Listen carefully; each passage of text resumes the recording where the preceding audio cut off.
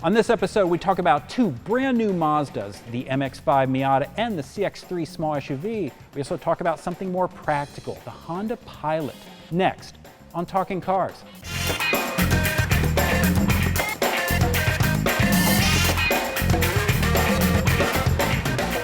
Hi everybody, and welcome to Talking Cars with Consumer Reports. I'm Tom Mutchler.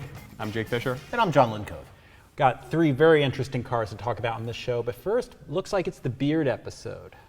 I like it. It brings more power to the podcast. I got called up from AAA this morning, so I forgot the jeans. Didn't shave. Well, it's 85 degrees, so you're the smarter one, actually. First car, big news, the new Mazda MX-5, a car they should call Miata, but they're too stupid to do so.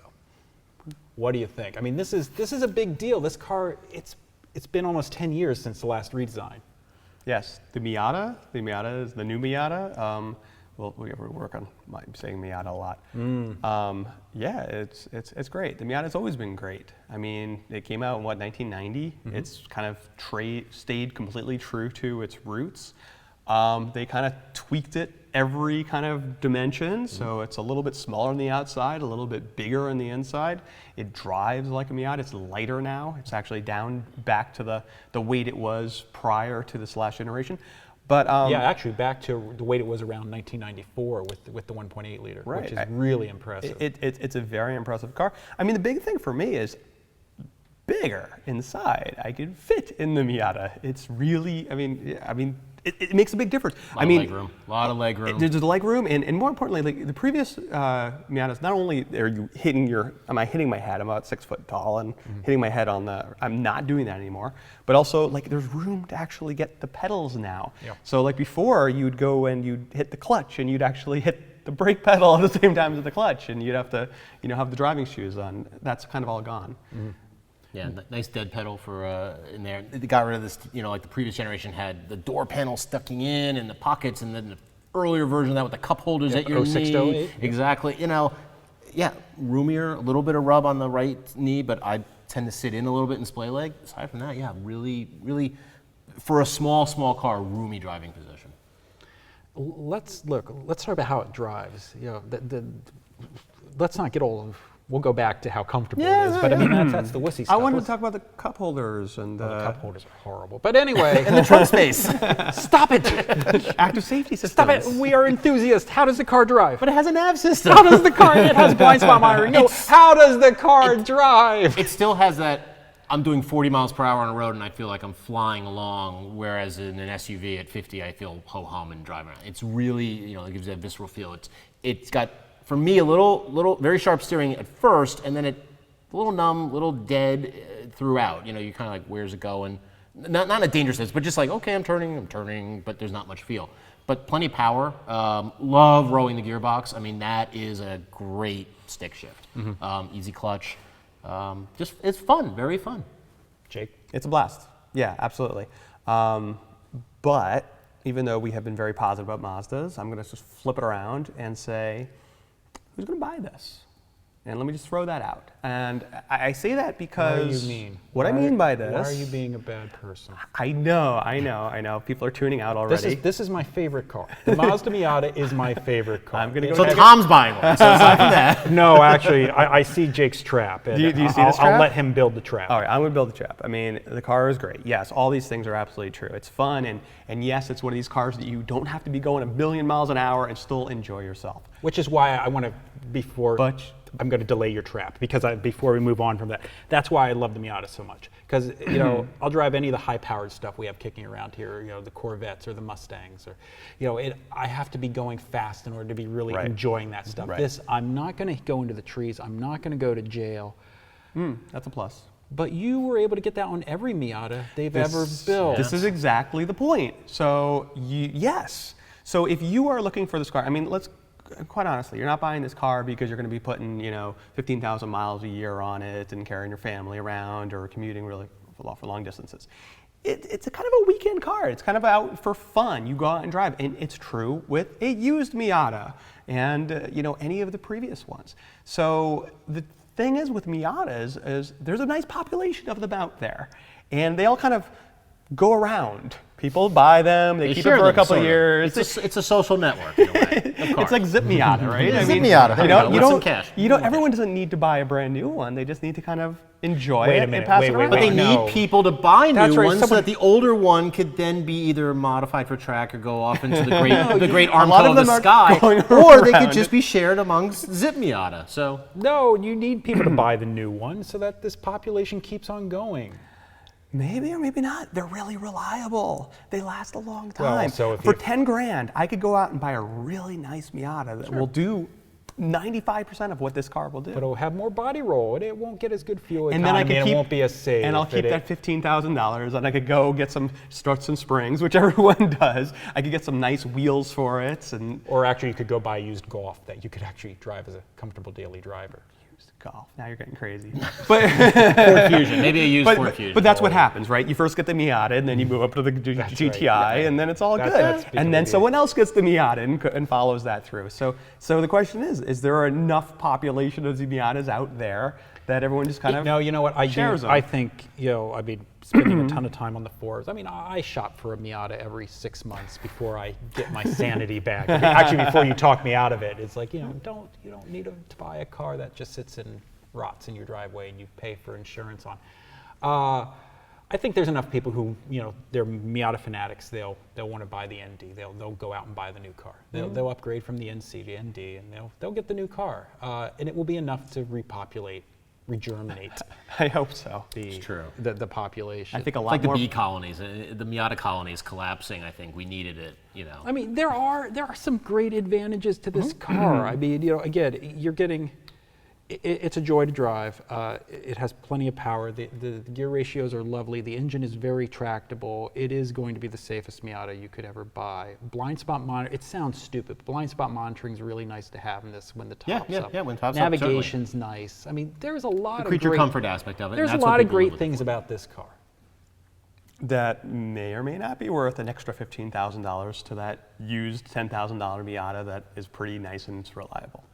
I was going to call you a joy kill, but really a 2010 used Miata for 13 grand is plenty of joy. It's a really nice car. I think a lot more people will be buying the other car behind us. The Mazda CX-3, which is the Miata, if I may, the Miata of small SUVs.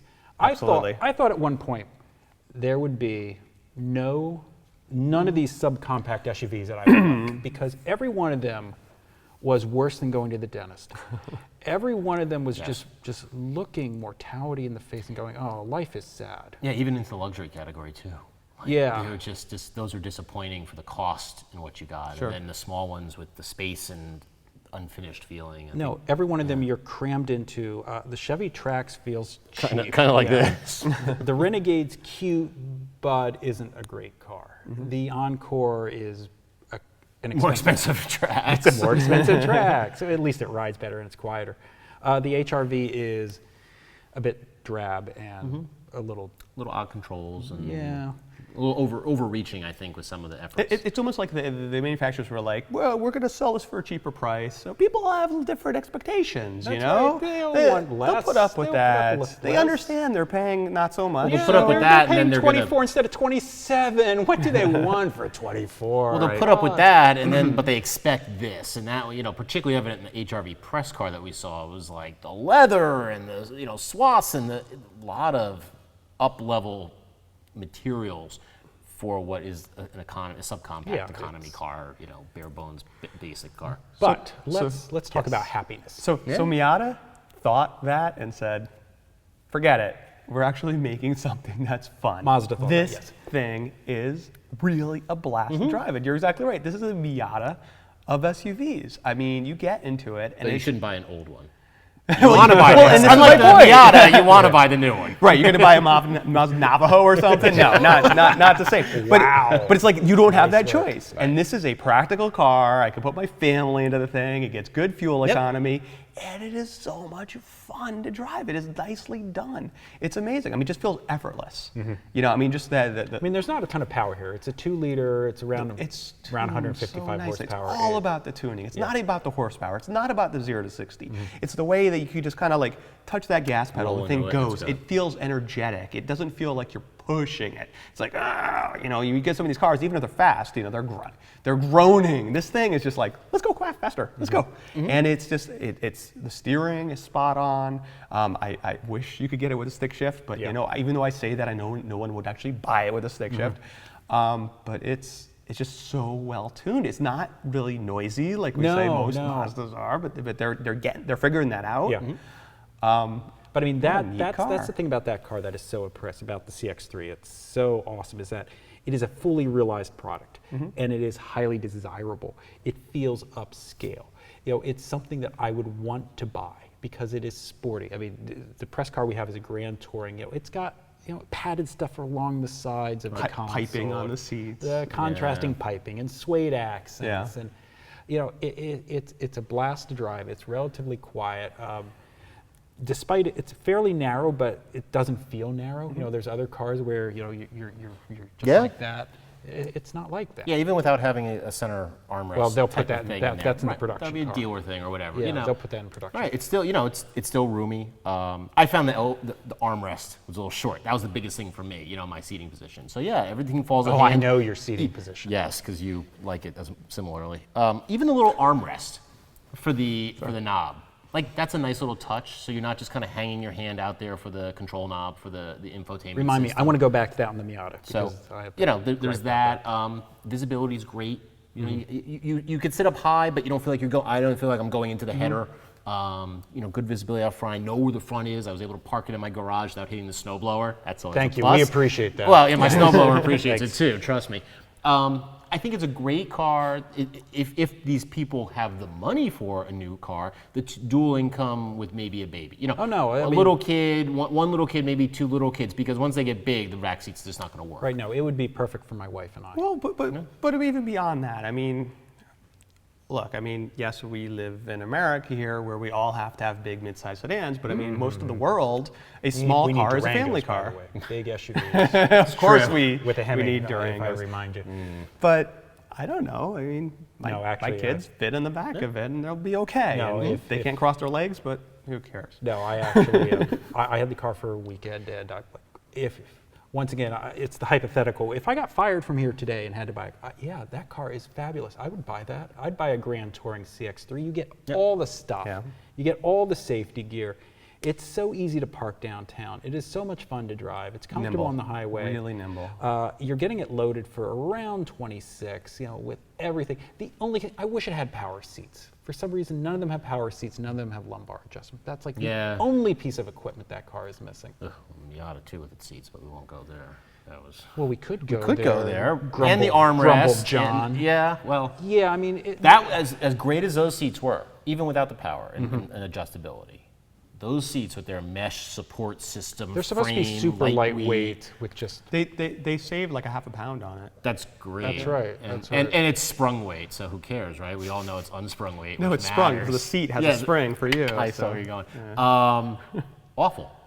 Awful seats. I'm not a big guy, and I sat on the rails of the seat back, and my lower back just sunk into the mass of void that I'm filling, and there needs to be something better. And then you hear, it's got the Bilstein package, so you can't get the leather seats. Like, that's stupid. Please put in decent seats with the high performance package.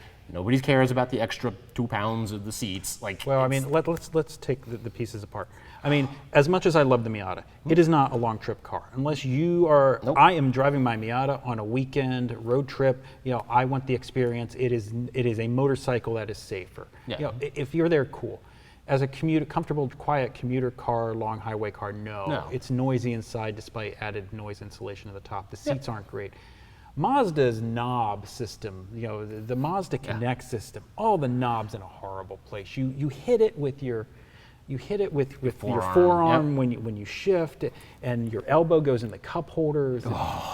It's not. Well, if you got fired, you'd have plenty of time to learn the system and what the star means and how you program it and all that, because it takes so long. So I just want to, not to be a broken record here, but when you bought that $10,000 Miata, you could get some Recaros or you could get some racing seats that fit you. No, those seats have a height adjustment. No, he's replacing them. I'm already past that. Oh, you are. You're going to get an aftermarket stereo that has CarPlay or Android Auto. No, you can get a kludge that will plug into the back of the current radio and make it work with the But USB. you can customize it. You Yes. make it your own. This is part of the Miata experience, along with some, Volk T37s that you throw onto the thing. So you're with not- with One's a, broke. There we go. So you're not worried about the You whole lower Just the it. camber. So for Yes. that person, it's no longer an issue that club model is the only one that comes with the Bilsteins. At the Grand Touring top trim, you can't get the suspension package anymore. Yep. So I will say our last Miata, I drove from Yonkers up to here one day on a glorious, like early summer day, top down on the Merritt, no one's on the road, and it was great. And I got out, yeah, it's a little loud, but I didn't have the same back issues as 25 minutes in that, where I just sank into the back. That's a problem. I'm going to sound like a jerk, but I play one on TV. And in the office, and lunchtime. Wow. You were 6 years younger, my friend. Oh, probably. I was. It was As was one I. bike fall fewer. As was I. But still, like it just was. For that weekend, you drive up, in sure. Vermont and stuff. Like And the I cars, couldn't do it. And the cars, well, no. I could do it more in the other car. There was just more support. Like those lack, and that's a problem. And maybe getting the optional leather seats would help with support. And maybe might as well let you get the Bilsteins and the optional leathers. Maybe. So while we're whining about practical stuff in a Miata, let's go and talk about one of the most practical vehicles made, the redesigned 2016 Honda Pilot. The Pilot needed to have some redesigning done to it, though, didn't it? Well, it was getting a little bit old, and the competition is kind of getting a bit better. So, I mean, we've got a bunch of cars that were redesigned in the time span, and it was time. Yeah, and they did a pretty nice job actually with this. I was this impressed. Pilot. First of all, they didn't force the 2-screen system in that. Like, thank No, goodness. one screen was one horrible screen enough. was bad enough, but it Yeah. was better than 2. It went away from the Playmobil giant 2-box look. With the real plasticky interior.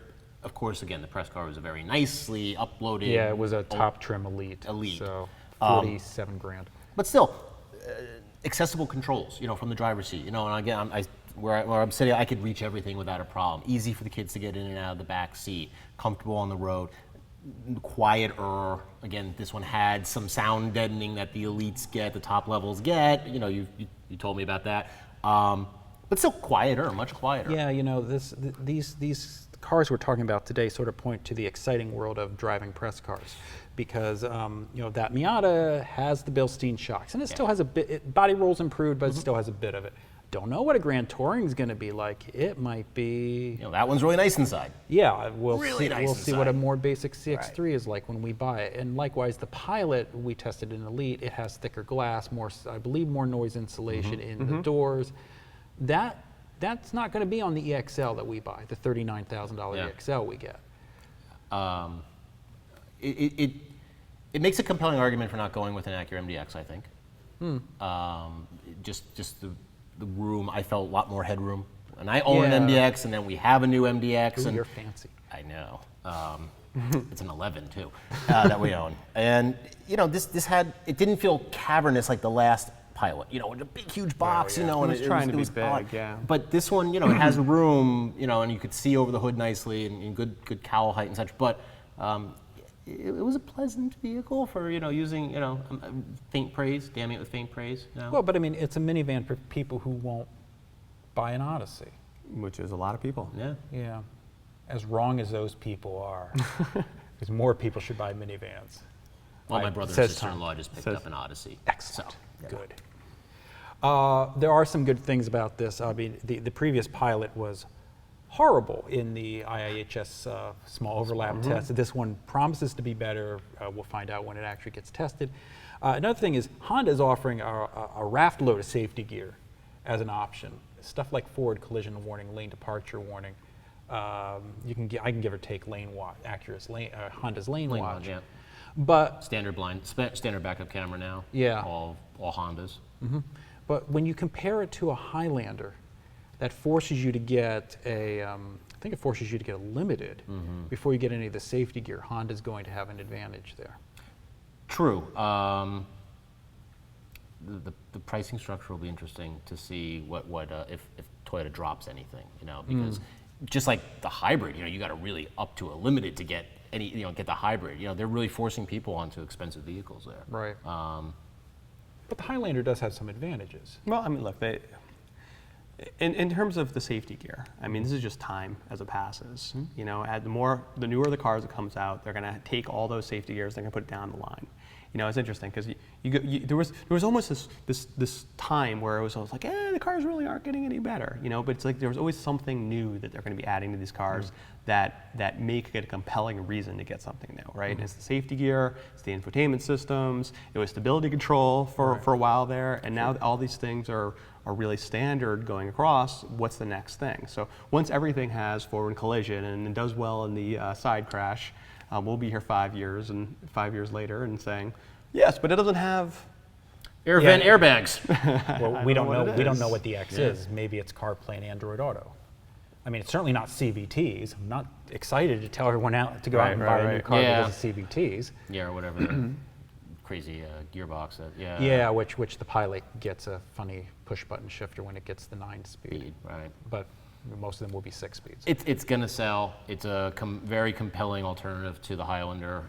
It actually kind of, I think, smokes the larger, but the Traverse triplets. Well, Traverse is feeling old, You know, and it will get a it feels redesign soon. really old, and it is. you know, and it looked pretty roomy with the third row there. So Yeah. it was a long time coming. Yeah. I don't know how many people probably turned away from the Pilot and went to Toyota or Well, they someone, might you have know, gone to Hyundai with the Santa Fe. Hyundai to Santa Fe, exactly. Yeah. So The reason Santa Fe is a really nice car. they needed that, especially having updated and then updated again the MDX. That was interesting. Interesting choice. Yep. So when we buy one, we'll see how it tests, and we'll see if it outscores the Highlander, because I'm sure plenty of people are interested in that. So that's going to wrap it up for this episode of Talking Cars. As always, thank you for listening, and we'll see you next time.